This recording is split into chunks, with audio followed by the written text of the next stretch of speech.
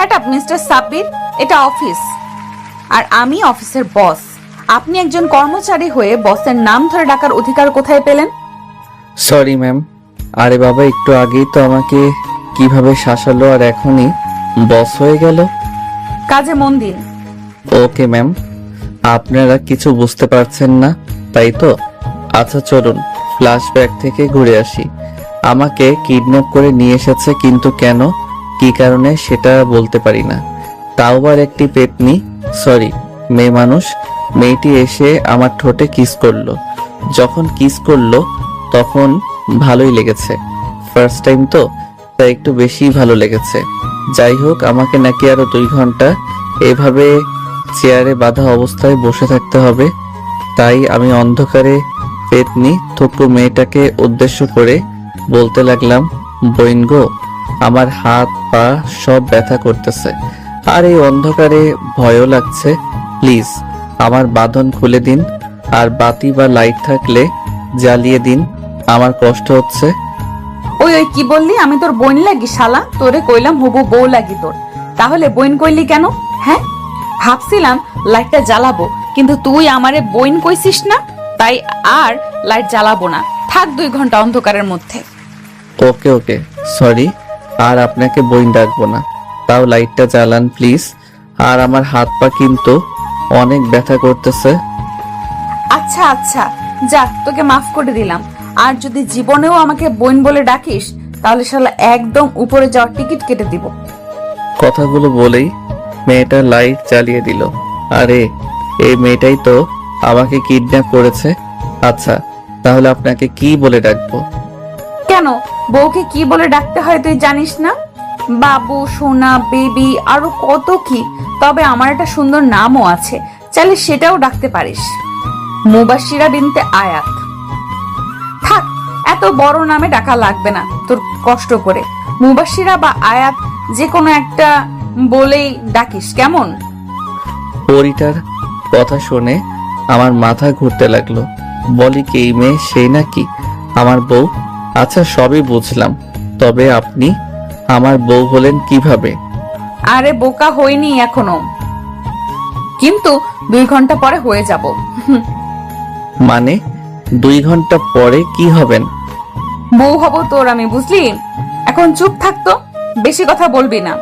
তোর দিকে তাকিয়ে কথা বললে আমার কেমন জানি লাগে, তাই তো লাইট অফ করে ঘুমিয়েছিলাম। শালা তুই এত হট কেন? হ্যাঁ, খালি উল্টা পাল্টা কথা মনে হয় তোকে দেখলে।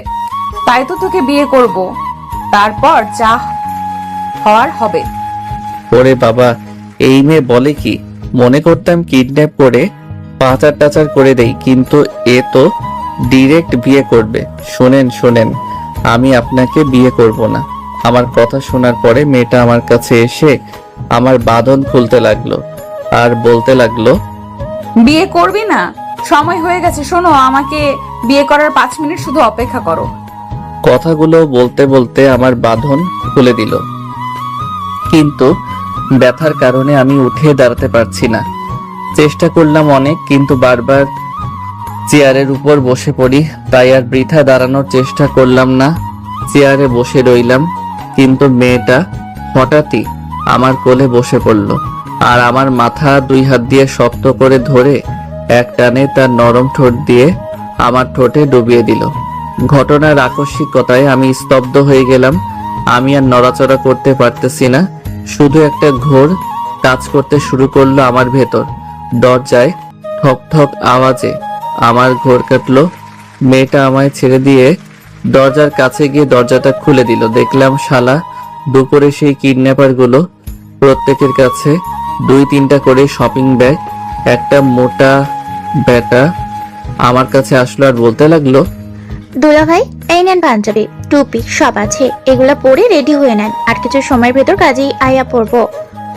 আজব তো, আমি কেন এগুলো পরবো? আমার এই কথা শুনে মেয়েটা আমার কাছে আসলো আর সবগুলোরে উদ্দেশ্য করে বলতে লাগলো, দোস্তরা একটু বাহিরে যা তো, আমি তোদের দুলা ভাইয়ের একটু ডোজ দিয়ে রেডি করে আনছি। আর হ্যাঁ, 10 মিনিটের মধ্যে কাজই নিয়ে আসবি। ভাই গো ভাই, আমি তো মাইনকার চিপাই ফাইসা গেছি। ওই মেয়ের আপনার একটা বুদ্ধি দেন তো, এই মেয়ের হাত থেকে কেমনে বাঁচবো? আরে আরে কি করছেন কি আপনি? ছাড়ুন আমায়। না, ছাড়বো না। আর আমাদের তো কিছু সময় পরে বিয়ে হবে, তাই না? তারপর তো তারপর কি? হ্যাঁ, ন্যাকা কিছু বোঝে না। বিয়ের পর বউ বরের মধ্যে যা হয় তাই হবে। আল্লাহ গো, এই মেয়ে তো লজ্জা শরমের মাথা খেয়ে ফেলছে, মুখে দেখে কিছুই আটকায় না। ছি ছি, এসব কি বলেন আপনি? ঠিক তখনই দরজাটা খুলে গেল আর পরীটা আমায় ছেড়ে দিল। আর সব বদমাইশগুলা হাসতে হাসতে হুজুর নিয়ে ভিতরে ঢুকলো, মানে কাজী সাহেবকে নিয়ে। আমিও বুঝে গেলাম এখন আমার সাথে কি হবে। আরে মুবাশিরা, তোরা এখনো রেডি হস নাই? ভাই ও বোনেরা, আমি কিন্তু বিয়ে কিভাবে পড়াই সেটা বেশি জানি না, তাই কিছু যদি ভুলভাল লিখে ফেলি তাহলে একটু ম্যানেজ করে বুঝে সুঝে পড়ে নিয়েন। হি হি হি হি। রেডি হওয়া লাগবে না, এভাবেই বিয়ে করব। কাজী সাহেব, আপনি 1000 টাকা দেন, মোহরে বিয়ে পড়িয়ে দেন। আরে মুবাশিরা, তোর মাথা খারাপ নাকি মাত্র? দোস্ত, তোরা বেশি কথা বলবি না। ওরা কতক্ষণ দেনমোহরে টাকা নিয়ে কথা কাটাকাটি করে শেষমেশ পরিটাই জিতে যায়, মানে মাত্র 1000 টাকা দেনমোহরেই বিয়ে হবে। ওরা যা করে করুক, আমার কি? আমাকে তো এই বিয়েতে বাধ্য করেছে, মন থেকে তো আর বিয়ে করছি না, মেয়েটার জীবন বাঁচানোর জন্য বিয়ে করছি। কাজী সাহেব, বিয়ে পড়ানো শুরু করুন। মা, আপনার নাম? মুবাশিরা বিনতে আয়াত। বাবার নাম বলেন আম্মা। আলমগীর চৌধুরী। মায়ের নাম বলেন আম্মা। নিপু জামান। আপনার বয়স বলেন মা। 27 বছর। আর এই মেয়ে তো আমার বড়, দেখে বোঝাই যায় না এই মেয়ে আমার বড়। শেষমেশ সিনিয়র একটা মেয়েকে বিয়ে করে লাগতেছে, কপাল আমার। তখনই কাজী সাহেবের কথায় ভাবনা থেকে বের হলাম। বাবাজি, আপনার নাম বলেন।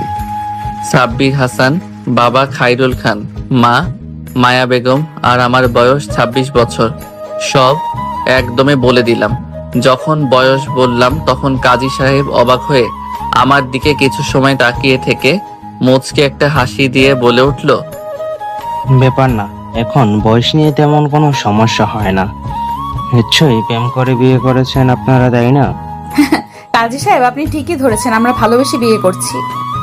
আমার তো মরে যায় যায় অবস্থা এই মেয়ের কথা শুনে, তাই আমিও মরা মার্কা একটা হাসি দিয়ে উপহার দিয়ে দিলাম কাজী সাহেবকে। সব ফর্মালিটি শেষ, তবে এখন শুধু কালিমা পড়ে বিয়ে করা বাকি। কাজী বলতে লাগলো, মা, আপনি কবুল বলেন। কবুল কবুল কবুল। ওরে বাবা, এই মেয়ে ঠাস ঠাস করে 3 বার কবুল বলে দিল। বাবাজি, আপনিও কবুল বলেন। অনেক ভয় করছিল, তারপরও বলে দিলাম কবুল কবুল কবুল। আমি 3 বার কবুল বলার সাথে সাথে মুবাশিরা জোরে চিৎকার দিয়ে আমায় জড়িয়ে ধরলো। ইয়াহু, কলিজা, আমি আজকে অনেক খুশি। অবশেষে কালিমা পড়ে আমাদের বিয়েটা হয়ে গেল। কাজী সাহেব দোয়া করে চলে গেলেন, আমি চুপচাপ বসে থাকলাম। তখন একজন বলে উঠল, ভাইয়া সরি, তবে এটা বলতে পারি আপনি কখনোই আমার এই পাগলি বোনের কাছ থেকে কষ্ট পাবেন না।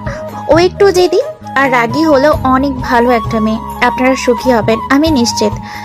ভাইয়া, আপনি সবকিছু ভুলে গিয়ে নতুন একটা জীবন শুরু করেন। আমি জবাবে শুধু হ্যাঁ বললাম। ওরা সবাই কিছু সময় থেকে আড্ডা আর মজা করে চলে গেল, কিন্তু আমি আমার মনটাকে ভালো করতে পারছি না।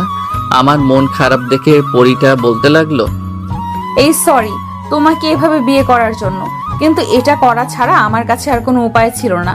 সময় হোক তোমাকে আমি সব বলবো, তাও তোমার মুখটা ওরকম করে রেখো না। এটা কি আমার সাথে আপনারা ঠিক করলেন? ইমোশনাল ব্ল্যাকমেইল করে বিয়ে করলেন। আমি কেন যেন এই বিয়েটা মন থেকে মেনে নিতে পারছি না। তখনই মুবাশিরা আমার কলার ধরে একদম মুখের কাছে মুখ এনে বলতে লাগলো, কি বিয়ে মন থেকে মেনে নিতে পারছো না? এই তোমার সমস্যাটা কি? হ্যাঁ, তোমার কি কোনো গার্লফ্রেন্ড আছে? না, আমার এমন কেউ নেই, তারপরও আমি এই বিয়েটা মানতে পারছি না। আমি অত কিছু জানি না, আমি আমার অধিকার চাই। আর এই রাত নিয়ে আমার অনেক স্বপ্ন ছিল। বিয়েটা অস্বাভাবিকভাবে হলেও প্লিজ আমার স্বপ্ন দেখাগুলো নষ্ট করে দিও না। আমাকে সময় দিতে হবে। সারা জীবন সময় পাবে, কিন্তু আমি আজকে রাত নিয়ে দেখার স্বপ্ন কখনো বিফল হতে দিব না। ভাই রে ভাই, আর কোনো কথাই বলতে দিল না। আমাকে জড়িয়ে ধরে বেডের উপর শুয়ে পড়ল আর বলতে লাগলো, চুপ, একদম চুপ। এতদিন ধরে আমি আমার সতীত্বকে হেফাজত করে রেখেছি, খুব খুব যত্নে আমি আমার সতীত্ব আগলে রেখেছি, যে এটা আমার স্বামীর অধিকার। আমি আমার সতীত্বটা এই পবিত্র রাতে স্বামীকে উপহার দিব। বেশি কথা বলবা না, আমাকে আমার মতো আদর করতে দাও। মুবাশিরা এখন আর নিজের মধ্যে নেই। এখন সে পুরোপুরিভাবে আমার অস্তিত্বের ভিতর চলে গিয়েছে। সে এখন শুধু ভালোবাসা পেতে চায়। মুবাশিরা আমাকে তার মন মতো কিস করেই যাচ্ছে। পরিটার এমন স্পর্শকাতর ছোঁয়া পেয়ে নিজেকে সামলানো অনেক কঠিন হয়ে পড়েছে। পারলাম না আর তার ভালোবাসা থেকে দূরে থাকতে। সায় দিতে থাকলাম আমিও।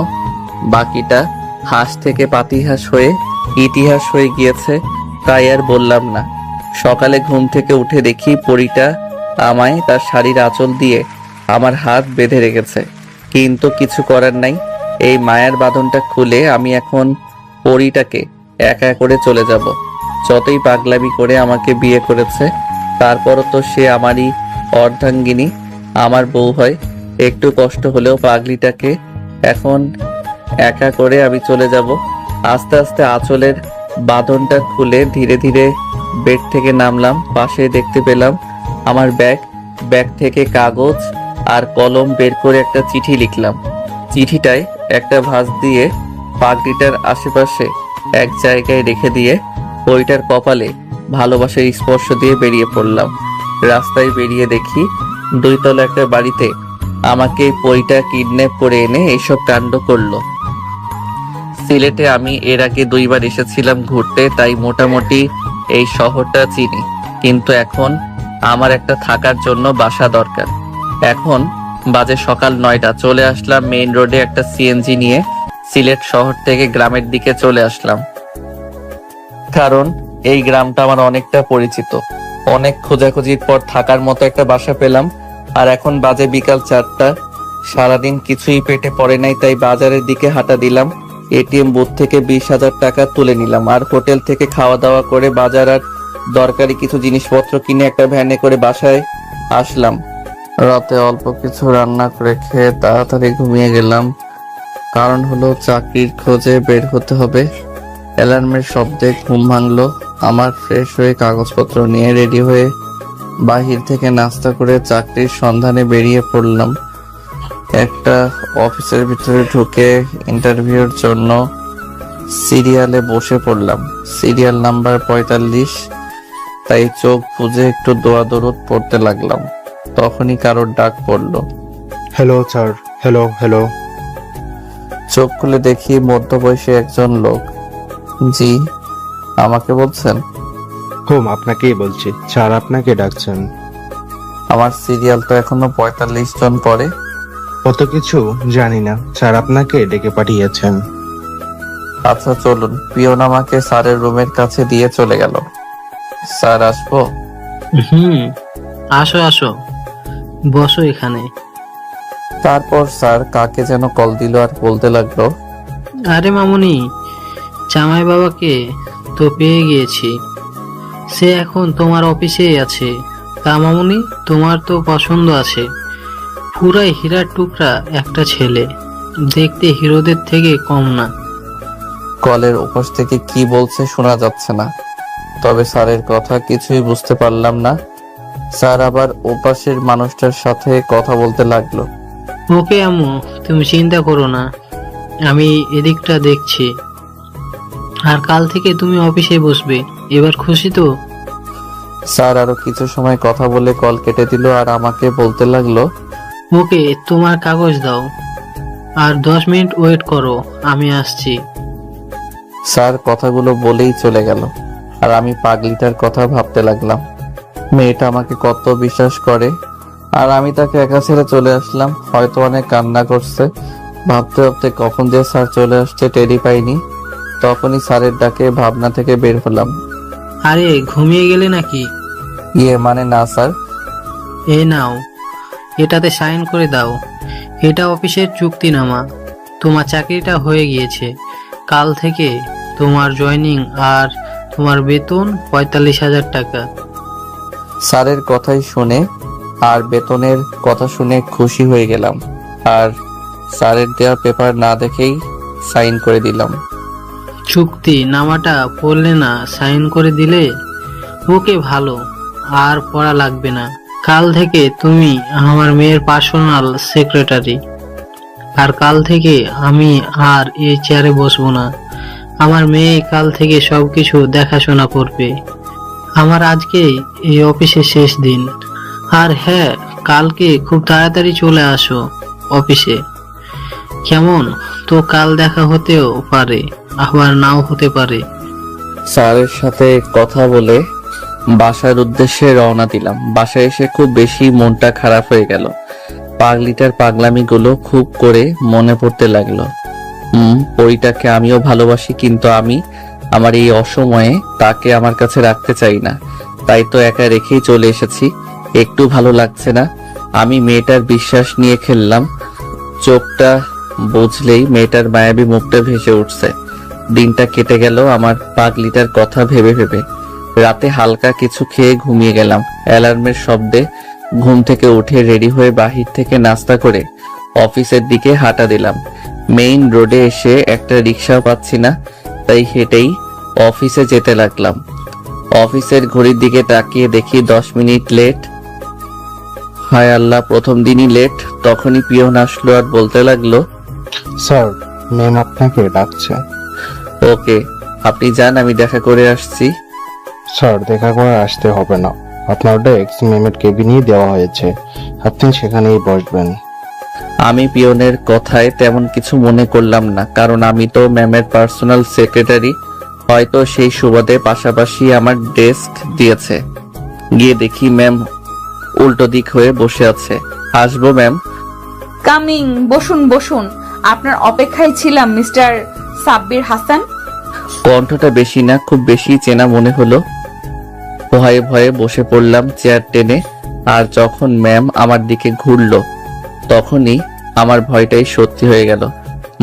আপনারা যেটা ভেবেছেন সেটাই। আমি অবাক নয়নে মুবাশশিরার দিকে তাকিয়ে আছি। মুবাশশিরা মুচকি একটা হাসি দিয়ে বলতে লাগলো, তা কেমন আছেন সাব্বির সাহেব? আরে আপনি এভাবে চোখ বড় বড় করে তাকিয়ে আছেন কেন? আমি যেই না একটা দৌড় দিব, তখনই মুবাশশিরা বলে উঠলো, লাভ নেই দৌড় দিয়ে, দরজা অটোমেটিক লক হয়ে গিয়েছে। ট্রাই করে দেখতে পারো, খুলবে না। আমি দরজা অনেক টানাটানি করেও খুলতে পারলাম না। বেশি টানাটানি না করে চেয়ারে বসে পড়ো। তাই আর দরজা খোলার চেষ্টা না করে চুপচাপ মুবাশশিরার সামনে মাথা নিচু করে বসে পড়লাম। তখনই মুবাশশিরা চেয়ার থেকে উঠে এসে আমার কলার ধরে বলতে লাগলো, এই, তুই ভেবেছিলি আমার কাছ থেকে পালিয়ে বেঁচে যাবি? যাই হোক, আমি চেয়েছিলাম তোকে ভালোবেসে আগলে রাখবো, কিন্তু তুই আমার কথার মূল্য দিতে পারলি না। তাই তোকে এমন কষ্ট দিব যে ভাবতেও পারবি না। মানে আসলে মুবাশশিরা, তুমি আমার কথাটা একটু শোনো। চুপ, একদম চুপ। তুই বেশি কথা বলবি না। আমি তোর কোনো কথাই আমি শুনবো না। তুই শুধু আমার কথা শুনবি। শুনবো না আমি তোমার কথা? শুনবে না? ভালো তো, এটা পড়ে দেখো যাবে। আর তারপর আমার কথা শুনবে নাকি শুনবে না সেটা তোমার বিষয়। আমাকে ছেড়ে দিয়ে একটা কাগজ দিল। আমি কাগজটা পড়তে লাগলাম। কাগজে লেখা ছিল, 5 বছর পূর্বে চাকরি থেকে অবসর নিতে পারবো না। আর যদি নিজ ইচ্ছায় চাকরি ছেড়ে দিতে হয় তাহলে 80 লক্ষ টাকা জরিমানা দিয়ে চাকরি ছাড়তে হবে। 2, আমাকে যখন যেটা আদেশ দেওয়া হবে আমি সেটা করতে বাধ্য থাকিব। 3, অফিসে লেট করে আসা যাবে না। আর যদি এই সবগুলো বিষয় মানতে না পারি তাহলে 10 বছর জেল হবে। আমি এই বিষয়গুলো মাথায় রেখে স্বইচ্ছায় মেনে নিলাম। আর নিচে আমার দেওয়া সাইন পেপারটা পড়ে আমি মুবাশশিরার দিকে করুণ চাহনিতে তাকালাম। মুবাশশিরা পেপারটা টান দিয়ে নিয়ে নিল আর বলতে লাগলো, নিজের ডেস্কে বসো। আর আমি কিছু সময় পর 2টা ফাইল দিব। ফাইল 2টা কালকের মধ্যে রেডি করে আমাকে দিবেন। আর 3টার সময় রেডি হয়ে থাকবেন, এক জায়গায় যাব। ওকে। মুবাশশিরা, একটু শোনো। শাট আপ মিস্টার সাব্বির, এটা অফিস আর আমি আপনার বস। আপনি একজন কর্মচারী হয়ে বসের নাম ধরে ডাকার অধিকার কোথায় পেলেন? Sorry ma'am. আরে বাবা, একটু আগেই তো আমাকে কিভাবে শাসালো, আর এখনই বস হয়ে গেল। কাজে মন দিন।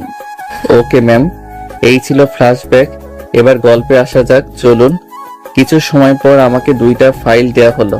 আপনারা তো জানেনই আমি বাবার অফিসে বসতাম, তাই মোটামুটি কাজ পারি। ওই মুবাশিরা শুধু আমার দিকে আর চোখে তাকাচ্ছে যে আমি ফাইল বোঝার জন্য তার কাছে যাচ্ছি না কেন। অনেক সময় হওয়ার পরও যখন আমি মুবাশিরার কাছে গেলাম না, তখন মুবাশিরা ভাবতে লাগলো, বেটা ফাইল বোঝার জন্য আসলি, না তো কালকে যদি ফাইল কমপ্লিট না পায় তাহলে মজা বোঝাবো। লাঞ্চ টাইমে আমি শব্দ ছাড়া রুম থেকে বাহিরে চলে আসলাম। ক্যান্টিনে ঘোরাঘুরি করে খেয়ে দিয়ে যখন রুমের দিকে হাঁটা দিলাম, তখনই একটা মেয়ে আগ বাড়িয়ে কথা বলতে আসলো। হাই, আমি তানিশা। আপনি? হ্যালো, আমি সাব্বির হাসান। নতুন নাকি? ম্যামের পার্সোনাল সেক্রেটারি। ওহ, ভালো তো। আমরা কি ভালো বন্ধু হতে পারি? তখনই ঝড়ের বেগে কোথা থেকে যেন মুবাশিরা এসে হাজির আর বলতে লাগলো, ও হ্যালো, লাঞ্চ টাইম শেষ আর এটা কাজের জায়গা, ফ্রেন্ডশিপ করার না। আপনি আপনার কাজে যান, আর সাব্বির সাহেব দ্রুত কেবিনে আসুন, আপনার সাথে কথা আছে। ওরে বাবা, দাঁতের সাথে দাঁত লাগিয়ে কথাগুলো বলে চলে গেল।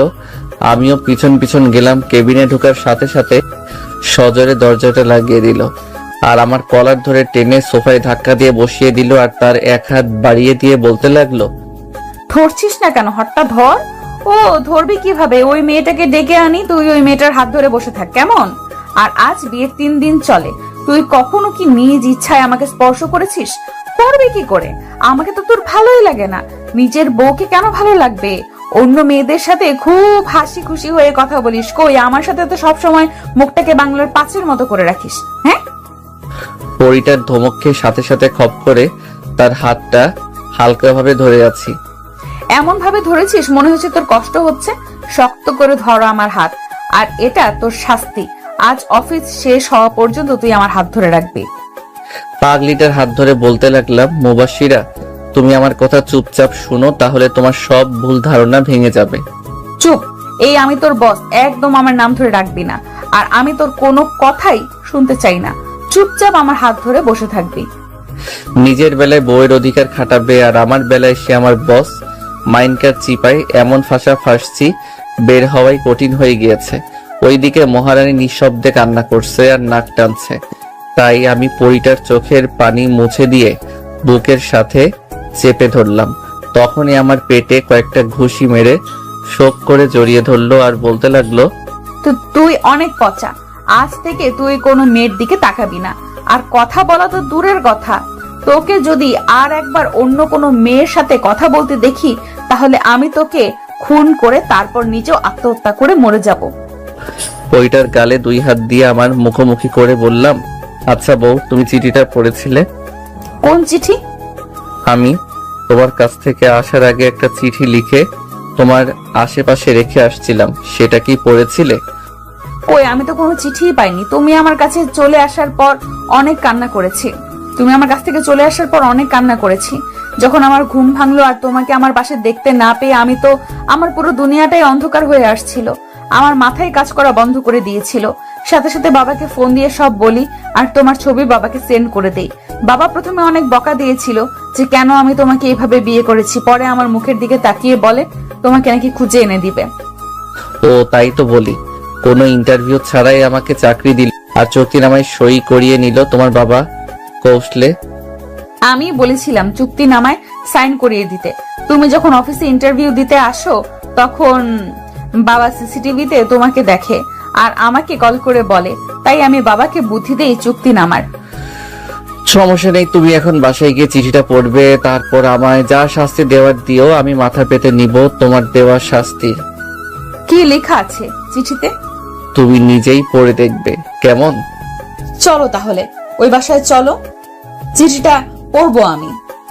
আমি আর পাগলিটা বেরিয়ে পড়লাম অজানা সেই চিঠির উদ্দেশ্যে। বাড়িটার সামনে দাঁড়িয়ে আছি।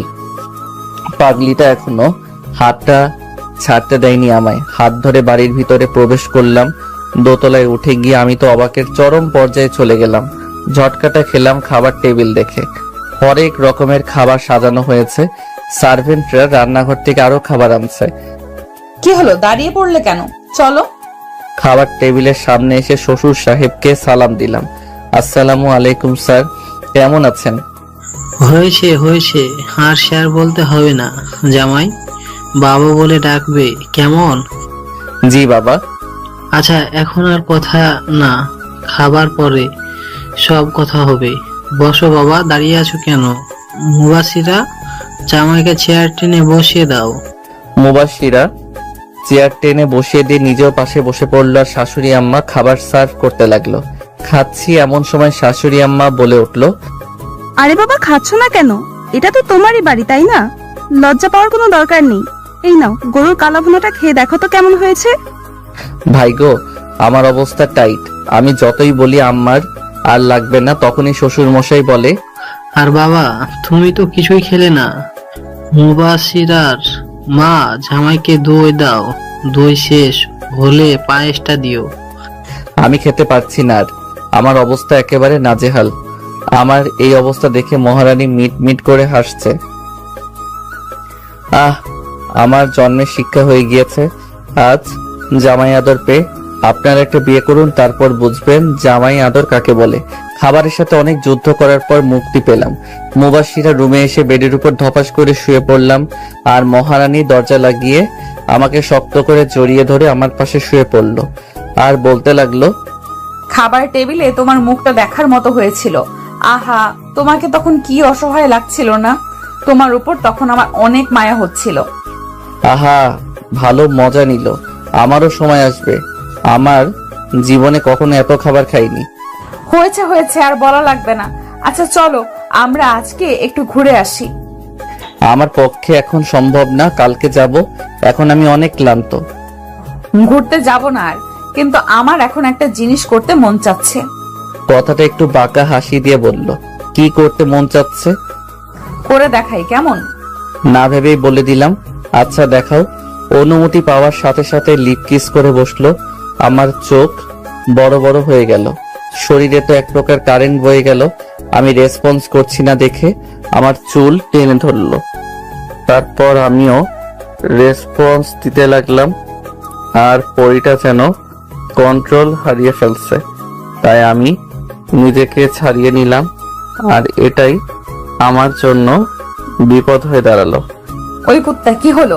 সরে গেলি কেন? এখন এসব না, পরে। ঠিক আছে পরি। না না, শুধু কিস করব, অন্য কিছু করব না। বলেই আবার কিস করতে লাগলো। জানি হাজারো বলে কিছু হবে না, পাইছি একটা রোমান্টিক বউ। পরের দিন খুব সকালে অনেক বুঝিয়ে তারপর ভাড়া বাসায় আসি আর ফ্রেশ হয়ে রেডি হয়ে অফিসে চলে গেলাম। পরিটা এখনো আসে নাই। আমি কেবিনে বসে বসে ফাইলগুলো ঠিক করছিলাম, তখনই দরজা খুলে মুবাশিরা কেবিনে প্রবেশ করলো। ভিলেন মার্কে একটা হাসি দিয়ে বলতে লাগলো, সাব্বির, কালকের ফাইলগুলো কি কমপ্লিট হয়েছে? আজ লাঞ্চের পরে মিটিং আছে। আর একটু আছে, 10 মিনিটের মতো লাগবে। তখন মুবাশিরা অবাক হয়ে বলতে লাগলো, তুমি এই ফাইলগুলো কমপ্লিট করে ফেলেছো কিভাবে সম্ভব? তুমি না নতুন জয়েন করেছো আর তোমাকে তো কোনো কাজও বুঝিয়ে দেওয়া হয়নি, তাহলে তুমি এত তাড়াতাড়ি ফাইলগুলো কমপ্লিট করলে কিভাবে? এটা ম্যাজিক, বুঝলেন পরি? শাট আপ, এটা বাসা না, অফিস। ম্যাম বলে ডাকবে। মনে করেছিলাম মহারানী ঠিক হয়েছে, নিজে তো ঠিকই মন মতো ডাকছেন। আমি তোমার বস, সো আমি ডাকতেই পারি। আর বক বক না করে ফাইলগুলো দাও, দেখি কি করেছো। 10 মিনিট পরে ফাইলগুলো ভালোভাবে দেখে পাগলিটার কাছে নিয়ে গেলাম।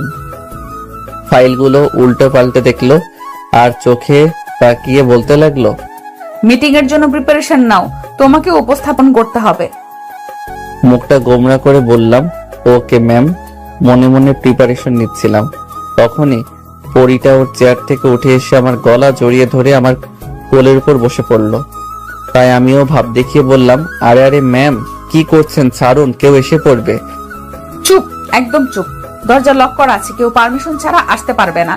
আর এত বক বক করো কেন? হ্যাঁ, আমি তোমার বস, সো যা ইচ্ছা তাই করব, কিন্তু তুমি চুপচাপ বসে থাকবে। এখন কথা বন্ধ করে একটা কিস করো তো। পারবো না কিস টিস করতে, আমার অনেক কাজ বাকি আছে। এই, তোর কি চুক্তি নামার কথা ভুলে গিয়েছিস? যা বলছি তাই কর।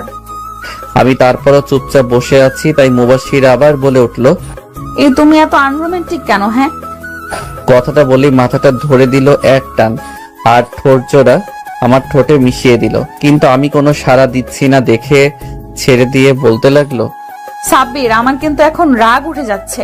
ধ্যাৎ। বলেই আমাকে ছেড়ে দিয়ে উঠে গিয়ে নিজের চেয়ারে গিয়ে বসে পড়লো আর রাগে ফুঁসতে লাগলো। এই রে একটু বেশি করে ফেলে।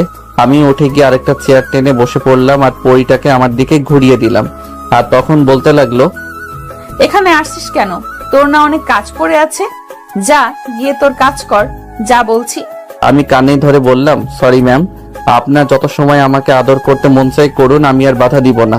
তখনই মুবাশিরা হেসে দিয়ে বলতে লাগলো, শয়তান ছ্যামড়া, আমার কান ধরেছিস কেন? আমি আর কিছু না বলে পরিটার হাত ধরে একটানে আমার কোলে নিয়ে আসলাম আর শক্ত করে জড়িয়ে ধরলাম। মুবাশিরা আমার বুকে কিল ঘুষি মারতে মারতে বলতে লাগলো, ছাড় শয়তান, এখন ভালোবাসা উতলায় উঠছে না? তখন তো পটকা মাছের মতো ফুলেছিলি। আমি আর মুবাশিরাকে কথা বলতে না দিয়ে ওর শাড়ির ভিতর হাত দিয়ে পেটে স্লাইড করতে লাগলাম। সাথে ওর নড়াচড়া বন্ধ হয়ে গেল আর চোখ বুজে নিল। আমার ছোঁয়া পেয়ে পরিটা কেঁপে কেঁপে উঠছিল।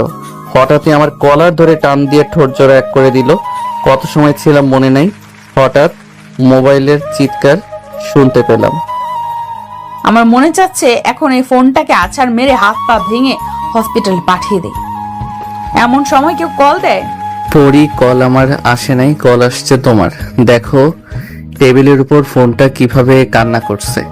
তখনই মুবাশিরা টেবিলের উপর থেকে ফোনটা নিয়ে বলতে লাগলো, কিরে মোটু, এই অসময়ে কল দিলি? কিছু কি হয়েছে তোর? আরে না রে দোস্ত, কিছুই হয় নাই। তোদের খোঁজ খবর নেওয়ার জন্য ফোন করা। আচ্ছা, দুলাভাই কি এখনো তোর উপর রাগ করে আছে? না রে মোটু, সব ঠিকঠাকই আছে। আর আমার উপর রাগ করবে? অসম্ভব। রাগ করলে তো টিকিট কেটে উপরে পাঠিয়ে দিতাম। আচ্ছা দোস্ত, তুই এখন কোথায়? আর এমন দাঁতের জাত চেপে কথা বলছিস কেন? আমি কি তোকে ডিস্টার্ব করলাম ফোন দিয়ে? শালা মোটুর বাচ্চা, আমি এখন তোর দুলাভাইয়ের লগে রোম্যান্স করছি আর তুই ফোন দিয়ে সব ডিসমিস করে দিলি। ফোন কাট, পরে কথা বলবো। বেটা মোটরে কি ধমকটাই না দিল। লাউড স্পিকারে দেওয়ায় আমি মোটর কথা শুনে বেটাকে আমিও গাড়ি দিচ্ছিলাম। হয়েছে ম্যাম, আপনি এখন একটু শান্ত হন, একটু পানি খেয়ে মিটিং এর জন্য প্রিপারেশন নেন। আর রোমান্স বাসায় গিয়ে ইচ্ছা মতো করিয়েন। বলেই পরিটাকে আমায় কোল থেকে নামিয়ে দাঁড় করিয়ে ওর চেয়ারে বসিয়ে দিলাম। পাগলিটা পরে আর কিছু না বলে কাজে মন দেয় আর আমিও কাজে মন দেই। দুজন একসাথে লাঞ্চ করে ফাইলগুলো ঠিকঠাক করে মিটিং রুমের দিকে পা বাড়ালাম। মুবাশিরা আমাকে বারবার বলছে আমি যেন গুছিয়ে কথা বলি, আরো নানান রকম উপদেশ দিচ্ছে। ডিলটা যেন হাতছাড়া না হয়ে যায়, কিন্তু কাদের সাথে ডিল হবে আমি তা এখনো জানি না। মিটিং রুমে প্রবেশ করে যে যার আসনে গিয়ে বসলাম।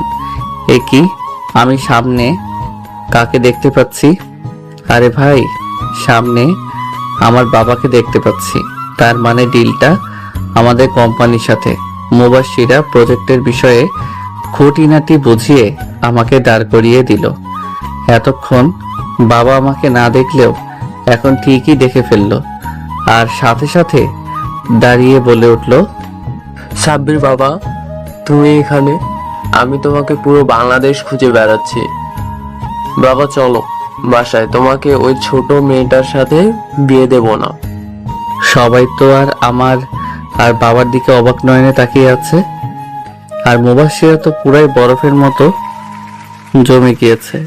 বাবা যখন বুঝলো যে এখানে অনেক মানুষ আছে, তখন আবার বলে উঠলো, সরি, মিটিং এখানেই শেষ, আর ডিলটা আপনারাই পাচ্ছেন।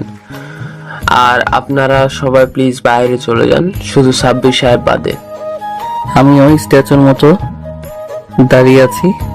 একে একে সবাই বাইরে যাওয়ার মুবাশিরা বাবাকে উদ্দেশ্য করে বলল, স্যার, আপনি কি সাব্বিরকে চেনেন? আরে চিনবো না মানে? সাব্বির আমার একমাত্র ছেলে। আমার সাথে রাগ করে বাসা থেকে চলে গিয়েছে।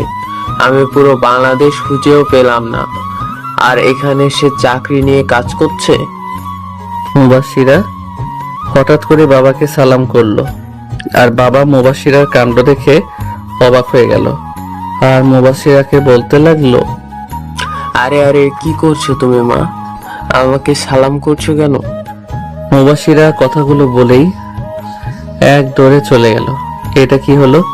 আমাকে ফাঁসিয়ে দিয়ে সে পগার পার হয়ে গেল। তখন বাবা আমাকে জিজ্ঞেস করলো, কি বলে গেল মেয়েটা? যাই হোক সাব্বির, মেয়েটা কে?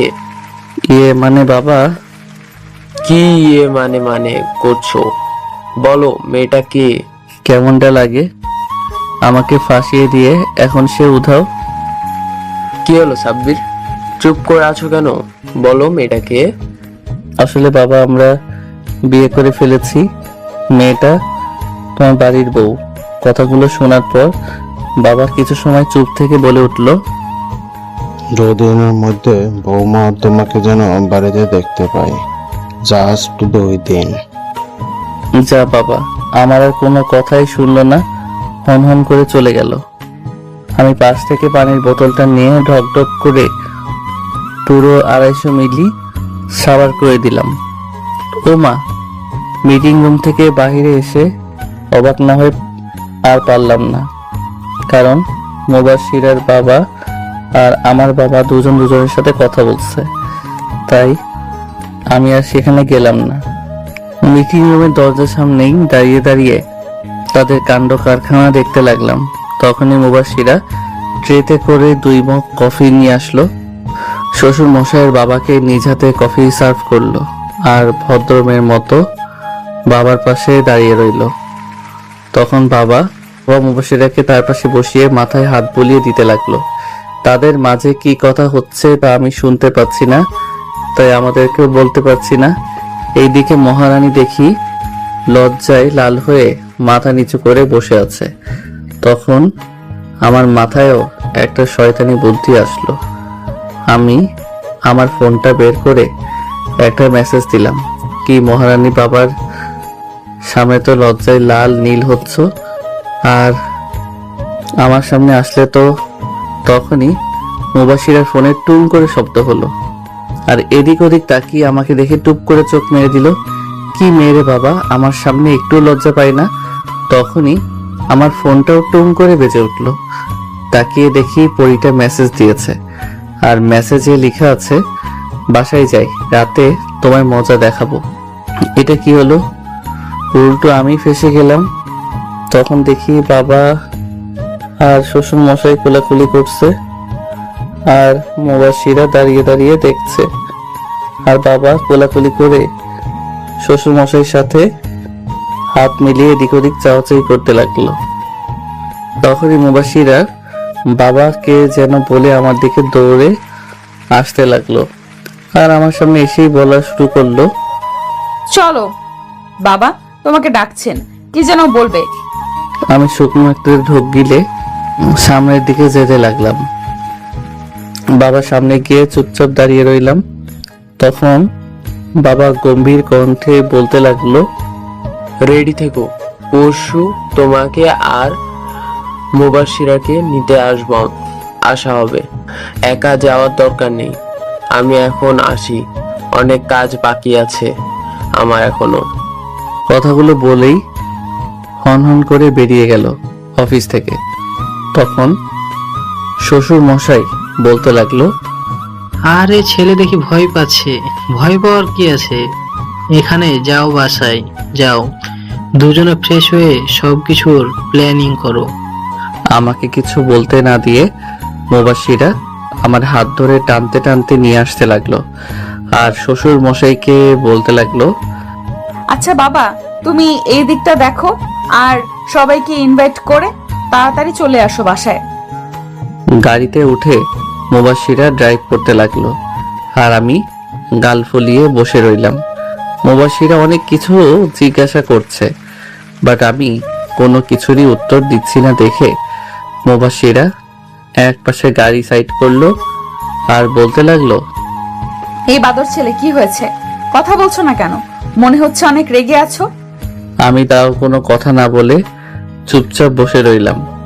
এবার মুবাশিরা বেশ রেগে গিয়ে বলতে লাগলো, কথা না বলে কিন্তু তোকে এক্ষুনি খুন করে ফেলবো। আমি কিন্তু এখন অনেক রেগে আছি। পরে উল্টো পাল্টা কিছু করে ফেলবো এই বলে দিলাম। আমি পাগলিটার দিকে আর চোখে তাকিয়ে দেখি রাগে একদম লাল হয়ে গিয়েছে, পুরাই টমেটোর মতো।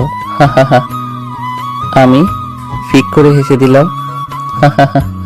আমার এমন হাসি দেখে পরিটা বোকা বনে গেল। কি হলো? তুমি না এই রেগে কথাই বলছিলে, এখন আবার এমন করে হাসছো কেন? আরে এসব করেছি তো তোমাকে রাগানোর জন্য, কারণ রাগলে তোমাকে আরো বেশি সুন্দর লাগে। তবে রে ফাজিল ছেলে, তোর আজকে খবরই আছে। জানিস আমি কত ভয় পেয়ে গেছিলাম, মনে করেছিলাম তুই আমার উপরে রেগে গিয়ে কথাই বলছিস না। যদি আমাকে ছেড়ে চলে যাস আর কোনো সময় এমন করবি না, আমার সাথে এক মুহূর্তের জন্য কথা বলা বন্ধ করবি না। তুই আমার সাথে কথা না বললে আমি মরে যেতে চাই। তুই বুঝিস না কেন? হ্যাঁ, আমাকে তুই বুঝবি, বল। পাগলিটা আমার বুকে আস্তে আস্তে কিল ঘুষি মেরে আর সাথে সাথে কান্না করতে করতে কথা বলছিল। এখনো কান্না থামায়নি, তাই আর উপায় না পেয়ে এক টান দিয়ে আমার বুকের মাঝে নিয়ে চার ঠোঁট এক করে দিলাম। সাথে সাথে সব ঠান্ডা হয়ে গেল। জানি পইটাকে ঠান্ডা করতে হলে এটাই করা লাগবে। কিছু সময় পর ছেড়ে দিলাম আর দেখি মহারানী লজ্জা পাচ্ছে। লজ্জা পেয়ে কথা বলা বন্ধ করে দিয়ে মাথা নিচু করে বসে আছে। এই প্রথম আমার কাছে এমন লজ্জা পাচ্ছে পরিটা। এখন মনে হচ্ছে পৃথিবীর সকল সৌন্দর্য পরিটাকে ঘিরে ধরেছে। আমি তো চোখ সরাতেই পারছি না। হঠাৎ করে মুবাশিরা আমাকে জড়িয়ে ধরে আমার বুকে মুখ লুকালো আর বলতে লাগলো, যা শয়তান পোলা। দেখছে যে আমি লজ্জা পাচ্ছি, তাও কেমন করে তাকিয়ে থাকে, মনে হচ্ছে এক্ষুনি মাটির নিচে চলে যাই। তা হঠাৎ এমন লজ্জা পাচ্ছ যে? কই আগে তো লজ্জা পাওনি? জানি না দুষ্টু পোলা কোথাকার। গাড়ি চালাও, আমি এখন আর ড্রাইভ করতে পারবো না। আমি ড্রাইভিং সিটে বসে ড্রাইভ করে বাসায় চলে আসলাম। আর পুরো রাস্তায় পরিটা আমার বুকে মুখ গুজে বসেছিল।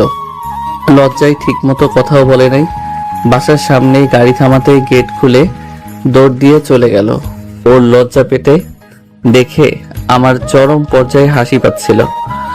অনেক কষ্টে হাসি থামিয়ে বাড়ির ভিতর চলে গেলাম।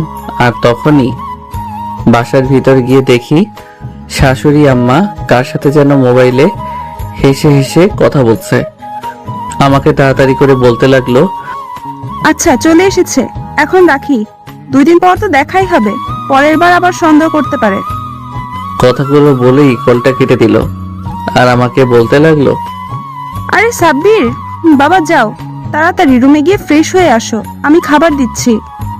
জি আম্মা, যাচ্ছি। পরে রুমে এসে দেখি ওয়াশরুম অলরেডি বুক হয়ে আছে, মানে মুবাশিরা ফ্রেশ হতে গেছে। তাই আমি খাটের উপর ধপাস করে বসে পড়লাম আর মোবাইল গুতাগুতি করতে লাগলাম। কিছু সময় পর মহারানী বের হলো আর আমার দিকে টাওয়েলটা ছুঁড়ে মারলো আর ভাব নিয়ে বলতে লাগলো, হ্যাঁ মিস্টার পিচ্চি সাব্বির ওরফে জুনিয়র বর, যাও এক্ষুনি ফ্রেশ হয়ে আসো, আমি নিচে যাচ্ছি খাবার রেডি করতে। খেয়ে দিয়ে অনেক কিছুর প্ল্যান করতে হবে। তোমার হাতে 15 মিনিট সময় আছে, তার মধ্যে তোমাকে যেন খাবার টেবিলে পাই। কথাগুলো বলেই মুখ ভেঙচি দিয়ে দিল তোর। আমি ওর কথা শুনে ভেবাচেকা খেয়ে গেলাম। কি হলো এটা? ও সব ভাবাভাবি বাদ দিয়ে ওয়াশরুমে ঢুকে গেলাম। ঝর্ণা ছেড়ে দিলাম। আহ কি শান্তি। ফ্রেশ হয়ে শুধু টাওয়েল পরে বের হলাম, কারণ আমি কিছুই নিয়ে যাইনি ফ্রেশ হতে। বের হয়ে আগে গিয়ে ঠাস করে দরজা লাগিয়ে দিলাম, কারণ কখন কে চলে আসে বলা যায় না। দরজাটা লাগিয়ে পিছনে ফিরতেই দেখি মহারানী শাড়ির আঁচল কোমরে গুজে আমার দিকে ড্যাব ড্যাব করে তাকিয়ে আছে। হঠাৎ করে বলে উঠল, কি মহাশয়, দরজা লাগালেন কেন? আমি যেন না আসতে পারি, তাই না? কই না তো, এমনি লাগালাম, হি হি হি। এমনি নাকি? আমি ভালো করেই জানি আমার জন্যই দরজা লাগিয়েছো। বের হও বলছি। লজ্জা করছে না তোমার?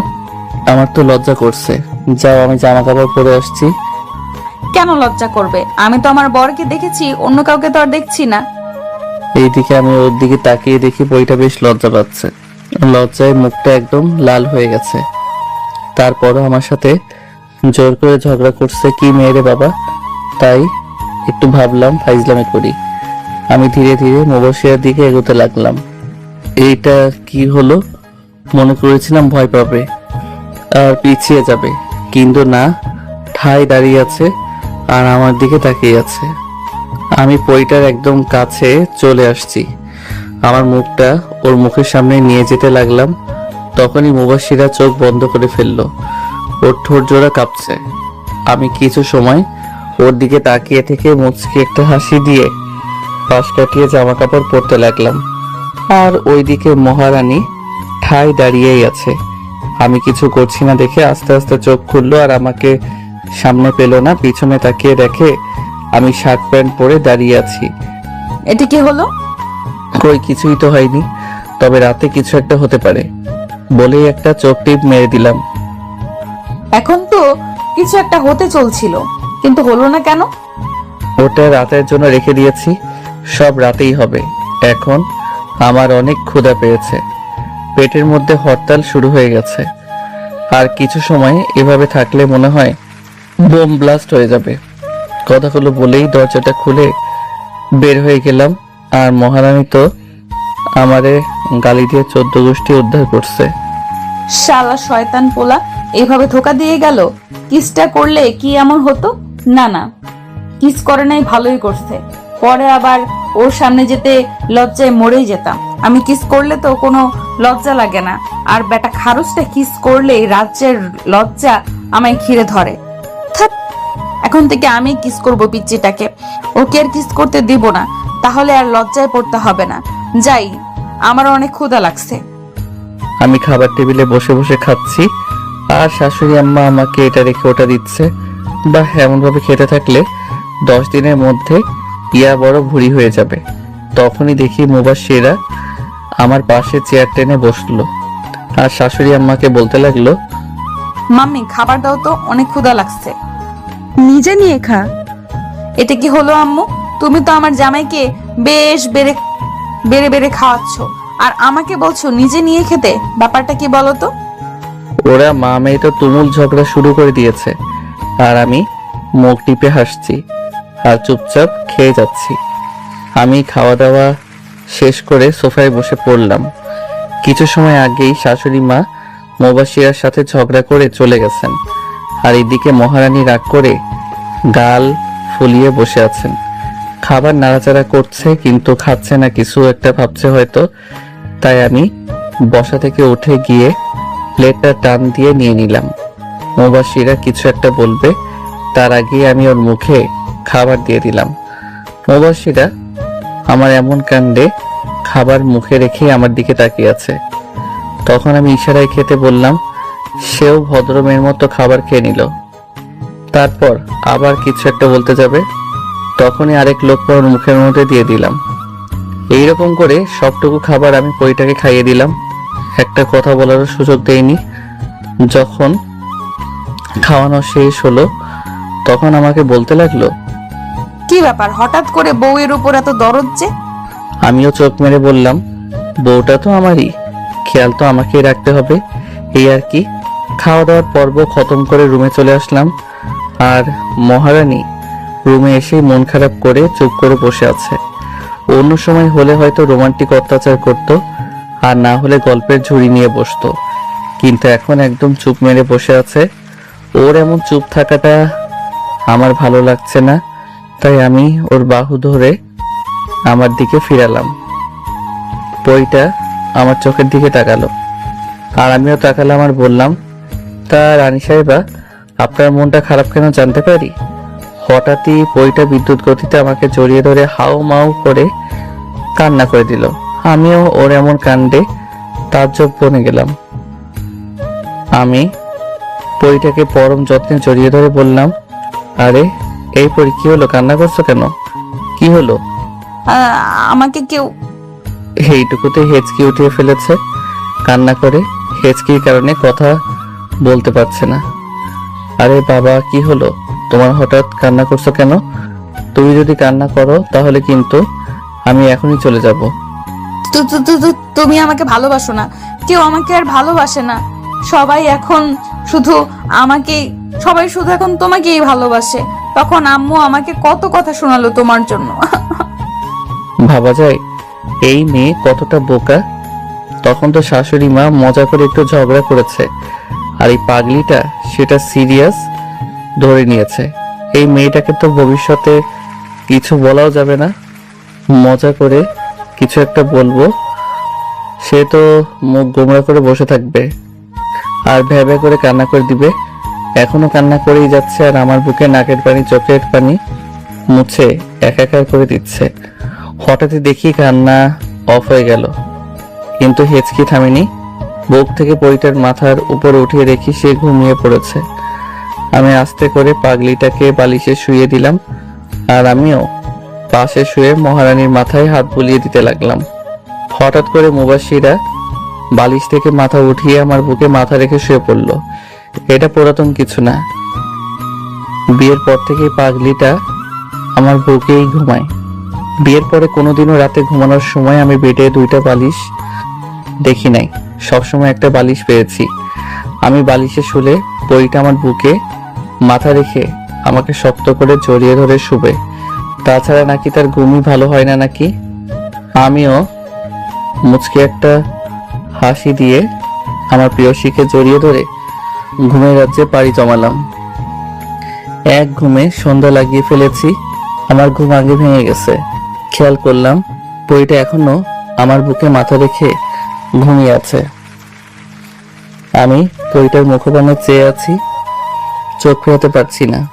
ঘুমন্ত এই পরিটাকে অধিক থেকে অধিক পরিমাণে সুন্দর লাগছে। ওর মুখের সামনে কিছু বাচ্চা বাচ্চা চুল খেলা করছে। এটা আমার সহ্য হলো না, তাই আমি হাত দিয়ে বাচ্চা চুলগুলোকে ওর কানে গুজে দিলাম। আর তখনই পরিটা কেঁপে উঠলো। ঘুমাতে দাও তো, এভাবে সুরসুরি দিচ্ছ কেন? বাজে কয়টা খেয়াল আছে আপনার মহারানী? ওঠেন, আর ঘুমাতে হবে না। না, আর একটু ঘুমাবো। আর তুমিও চুপচাপ শুয়ে থাকো, একদম নড়াচড়া করবা না বলে দিলাম। যা, কি হলো এটা? পাগড়িটা তো আরামসে ঘুমাচ্ছে, কি আর করার, ঘুমাক। আর আমি আমার প্রিয়সীকে দেখি, আল্লাহ হয়তো নিজ হাতে আমার জন্য এই মেয়েটাকে তৈরি করেছেন। আমি তার মুখের দিকে তাকিয়ে সারা জীবন কাটিয়ে দিতে পারবো। তার এই চেহারাতে অনেক অনেক মায়া, আর একটি ছেলেকে ঘায়েল করার জন্য এই মায়াটুকুই যথেষ্ট, যা আমার এই পাগড়িটার মধ্যে আছে। এই পরি ওঠো, আর ঘুমাতে হবে না।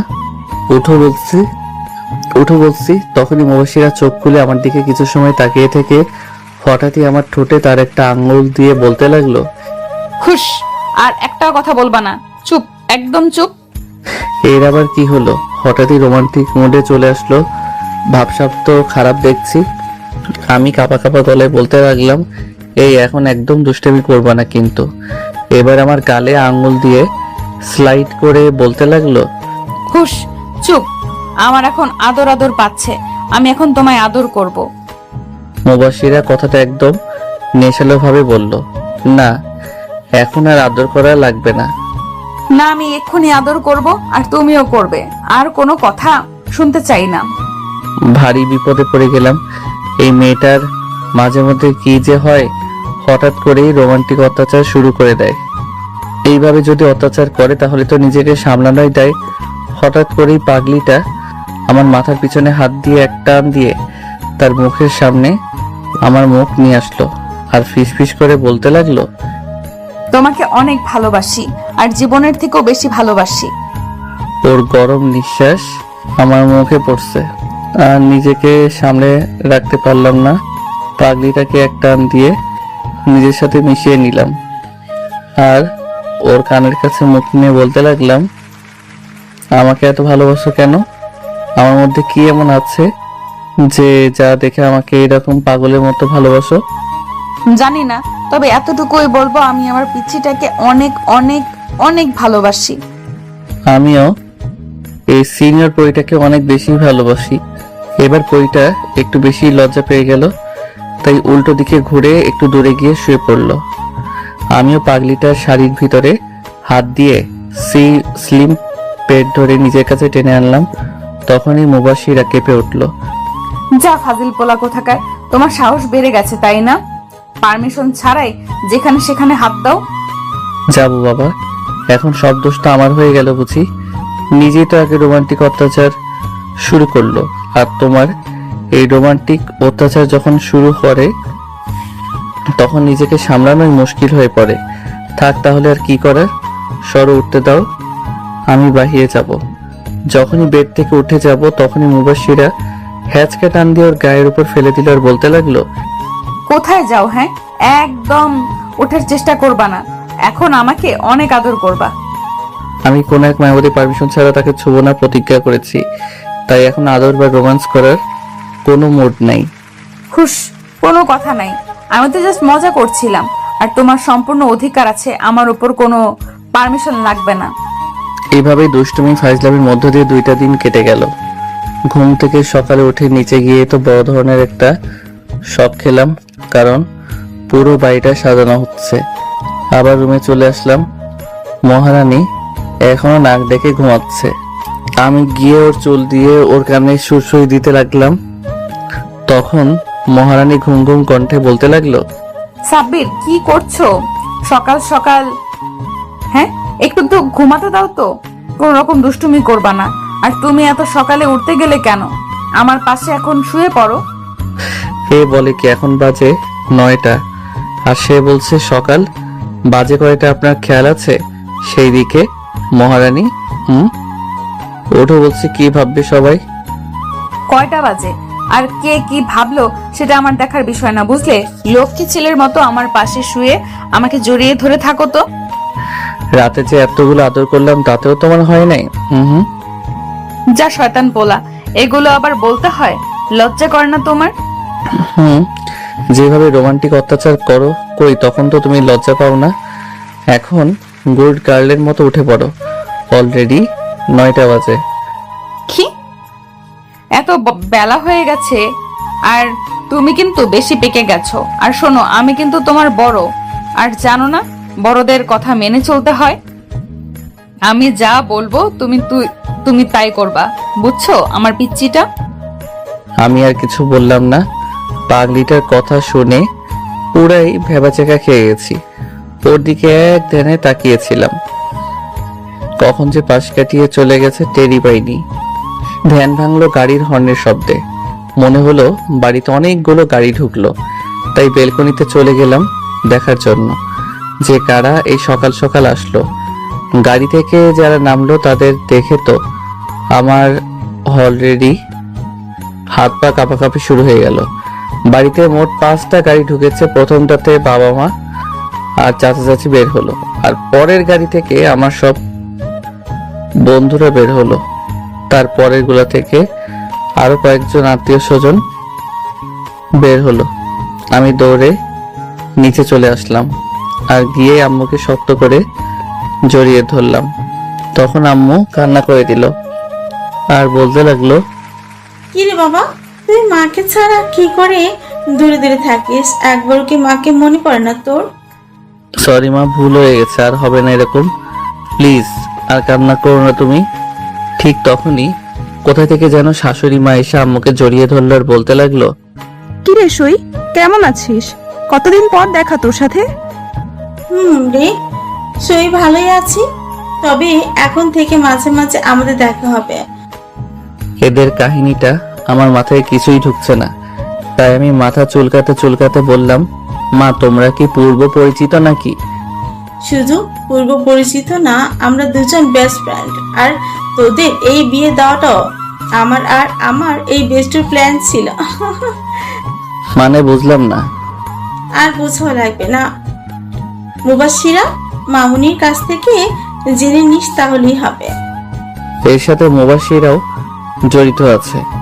যাও, তোমাদের কারোর সাথে কোনো কথাই নাই বলেই সেখান থেকে চলে আসলাম ছাদে। এরা আমার সাথে প্রতারণা করলো, কিছুই বুঝতে পারলাম না। আর মুবাশিরা, তোমার তো খবর আছে, পরে মজা বোঝাবো। ছাদে এসে কোনো লাভ হলো না, কারণ আমার সবগুলো ফাজিল বন্ধুরা বসে বসে আড্ডা দিচ্ছিল, আর আমাকে দেখা মাত্রই সবগুলো ঘিরে ধরলো।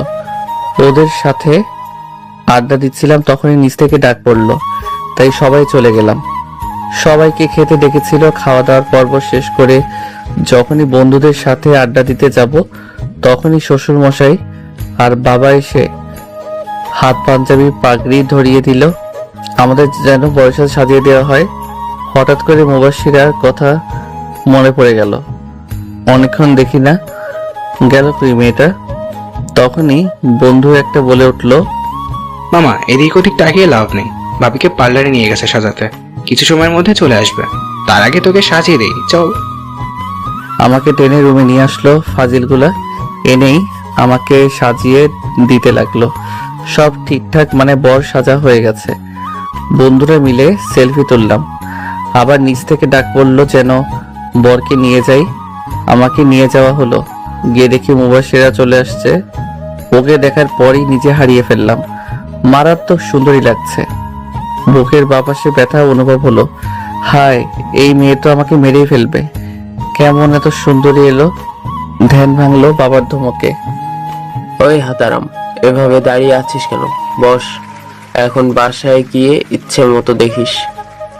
বাবার কথায় সবাই হেসে দিল, আর আমি কিছুটা লজ্জা পেলাম। ধপ করে মুবাশশিরার পাশে বসে পড়লাম। আজকে আবারও কাজী সাহেব আসছে আমাদের বিয়ে পড়াতে। বাহ, কি কপাল আমার! 2 বার বিয়ে করলাম আমি। হি হি হি হি হি। সবকিছু ঠিকঠাক ভাবে হয়ে গেল, আর আমি এখন বাসর ঘরে যাওয়ার জন্য প্রস্তুতি নিচ্ছি। ভয় হচ্ছে, কারণ এখন বাজে রাত 2টা। শালার হারামি বন্ধুগুলোর কাছ থেকে ছাড়া পাইছি মাত্র, আর এত রাতে বাসর ঘরে ঢুকলে মুবাশশিরা নিশ্চয়ই আমাকে আর আস্ত রাখবে না। কি আর করার, বাইরে মশা কামড়াচ্ছে, তাই আপনাদের দেওয়া 1 ইঞ্চি লম্বা সাহস নিয়ে পাটি পেটিপে বাসর ঘরে ঢুকে গেলাম। যে দরজাটা লাগাতে যাবো তখনই মুবাশশিরা বাঘিনীর মতো গর্জন দিয়ে বলতে লাগলো, বের হ রুম থেকে। এখন আসছিস কেন? রাতটা শেষ হয়ে গেলেই তো আসতে পারতি। বজ্জাত ছেলে কোথাকার! আর 1 পা সামনে দিবি না, সোজা রুম থেকে বাহির হয়ে যাবি। বাবারে, এর এই রূপ দেখে সেই লেভেলের ভয় পেয়ে গেলাম। তাই ভদ্র ছেলের মতো বাহিরে চলে যেতে লাগলাম। তখনই পিছন থেকে আবার আওয়াজ আসলো, দেখো কাণ্ড, আবার বাহিরে যাচ্ছে। একের তো রাত 2টায় আসছে, আবার ঢ্যাং ঢ্যাং করে বাহিরে যাচ্ছে।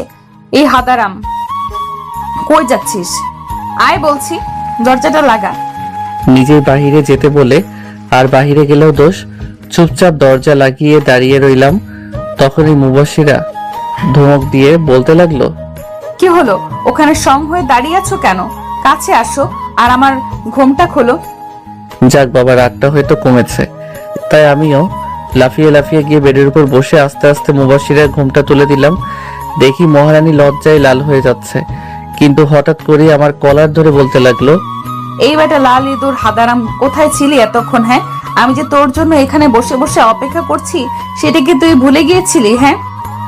হঠাৎই ওর এমন রূপ দেখে আবারও ভয় পেয়ে গেলাম, আর কাপা কাপা গলায় বলতে গেলাম, আসলে আর বন্ধুরা আমাকে ছাড়ছিল না, তাই আসতে এত লেট হয়ে গেল।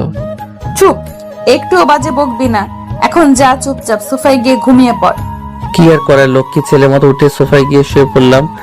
তখনই মুবাশশিরা চিৎকার দিয়ে বলতে লাগলো, ওই তোকে যেতে বলেছি বলে তুই যাবি? হ্যাঁ, লাইট অফ করে বেডে আয়, পাগল একটা। এক দৌড়ে গিয়ে লাইট অফ করে দিয়ে বেডের কাছে চলে আসলাম। আর তখনই মুবাশশিরা আমাকে টান দিয়ে বেডে ফেলে দিল আর আমার উপর চড়ে বসলো। ওর মুখটা আমার মুখের সামনে